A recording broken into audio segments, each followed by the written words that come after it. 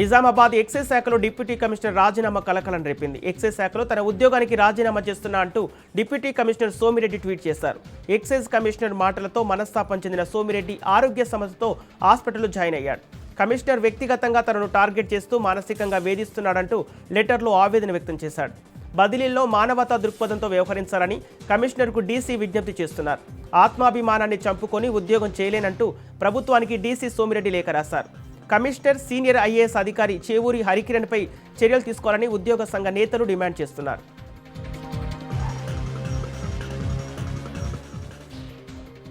రాజన్న సిరిసిల్ల జిల్లా ఎల్లారెడ్డిపేట మండల కేంద్రంలో ఏటీఎం చోరీ కలకలం రేపింది. గుర్తు తెలియని దుండగులు ఎస్బీఐ ఏటీఎం మిషన్ను పెకిలించి ఎత్తుకెళ్లారు. నిందితులు నగదు మిషన్ను మాయం చేసి మిగిలిన మిషన్ బాడీని అక్కపల్లి గ్రామ శివార్లో అటవీ ప్రాంతంలో పడేసి వెళ్లారు.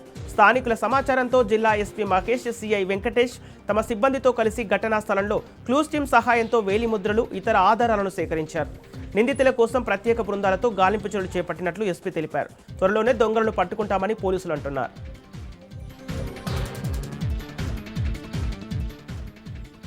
యాదాద్రి భువనగిరి జిల్లా పట్టణంలో జ్యోతిరావు పూలే జయంతి ఉత్సవాలు ఘనంగా నిర్వహించారు. కార్యక్రమంలో ఆలేరు ఎమ్మెల్యే బీర్ల ఐలయ్య, భువనగిరి ఎమ్మెల్యే కుంభం అనిల్ కుమార్ రెడ్డి పాల్గొని పూలే విగ్రహానికి పూలమాలలతో నివాళులర్పించారు. సమాజంలో అందరూ సమానంగా ఎదిగితేనే అభివృద్ధి చెందుతుందని సూచించిన మహనీయుడిని ఎమ్మెల్యే అనిల్ కుమార్ ఆకాంక్షించారు. మనందరం అమెరికా లాంటి పశ్చిమ దేశాల స్థాయికి ఎదగాలని, సమాజంలో మార్పు జరగాలని ఎమ్మెల్యే కోరుకున్నారు.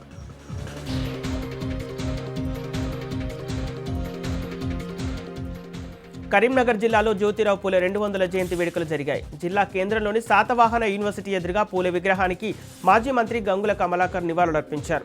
సమాజంలో అణగారిన వర్గాల అభ్యున్నతికి పూలే చేసిన కృషి చిరస్మరణీయమని గంగుల అన్నారు. ప్రతి ఒక్కరికి విద్య అందించాలనే సంకల్పంతోనే పూలే చేసిన పోరాటం నేటి తరానికి మార్గదర్శకమని తెలిపారు.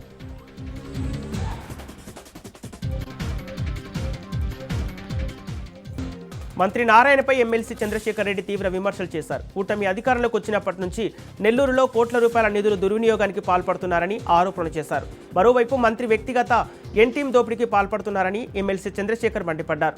నెల్లూరు సిటీలో మొక్కలు నాటేందుకు భారీగా ఖర్చు చేస్తున్నారని అన్నారు. చెట్ల పెంపకం ముసుగులో కోట్ల రూపాయలు దోచుకుంటున్నారని విమర్శించారు. అమరావతిలో భారీగా దోపిడీ చేస్తూ భావితరాలను అప్పుల ఊపిలో నెట్టేస్తున్నారని ఎమ్మెల్యే చంద్రశేఖర్ అన్నారు.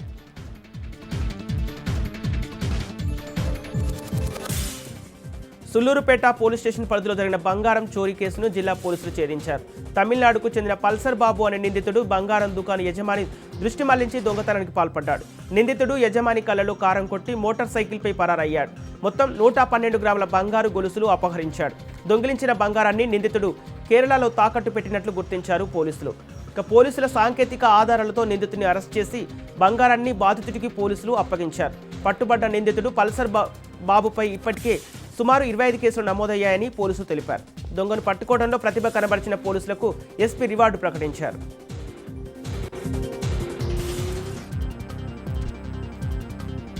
ఏలూరు జిల్లా ద్వారక తిరుమల శ్రీవారి ఆలయానికి భక్తులు పోటెత్తారు. శ్రీనివాస గోవింద, వెంకటరమణ గోవింద అంటూ స్వామివారి ఆలయానికి వచ్చిన పలువురు యాత్రికులు భక్తి విశ్వాసాలతో తమ మొక్కులు చెల్లించుకుంటున్నారు. స్వామికి ప్రీతికరమైన రోజు శనివారం కావడంతో ఆలయానికి దాదాపు 10 నుంచి 15,000 మందికి పైగా యాత్రికులు అమ్మవార్లను దర్శించుకున్నారు. దర్శన అనంతరం వారంతా స్వామివారి ఉచిత అన్నప్రసాదాన్ని స్వీకరించారు.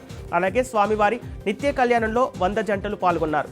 భక్తులు గోవింద నామస్మరణలతో ఆలయ పరిసరాలు ఆధ్యాత్మిక శోభను సంతరించుకున్నాయి.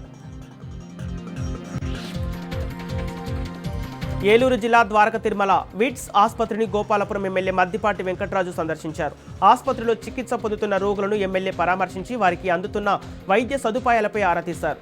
రోగులు వైద్య సదుపాయాలపై సంతృప్తి చెందడంతో ట్రస్ట్ సభ్యులను అభినందించారు. అదేవిధంగా ఆసుపత్రి ట్రస్ట్ ద్వారా సుమారు 13 మంది వికలాంగులకు కృత్రిమ అవయవాలను ఎమ్మెల్యే మద్దిపాటి వెంకటరాజు అందించారు.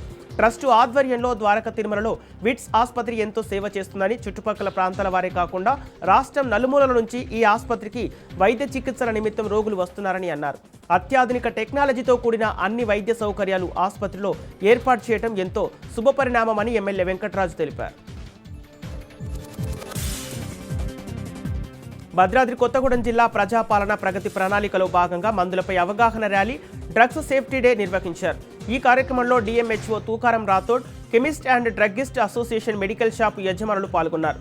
ప్రజాపాలన ప్రగతి ప్రణాళిక 99 రోజుల కార్యక్రమంలో భాగంగా జిల్లా కేంద్రంలో మందులపైన అవగాహన కల్పించేందుకు డ్రగ్స్ సేఫ్టీ డే ర్యాలీ నిర్వహించడం జరిగిందని జిల్లా డిఎంహెచ్ఓ తుకారం అన్నారు.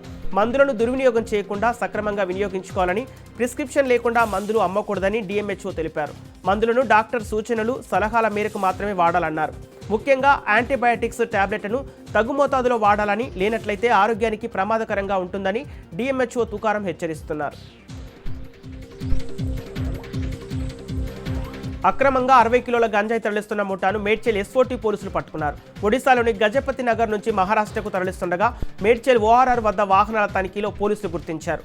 అక్రమంగా గంజాయిని తరలిస్తున్న 2 వ్యక్తులను అదుపులోకి తీసుకుని గంజాయి, ఒక కారును స్వాధీనం చేసుకున్నారు. పట్టుబడ్డ నిందితులను మేడ్చల్ పోలీస్ స్టేషన్కు తరలించి దర్యాప్తు చేపట్టారు.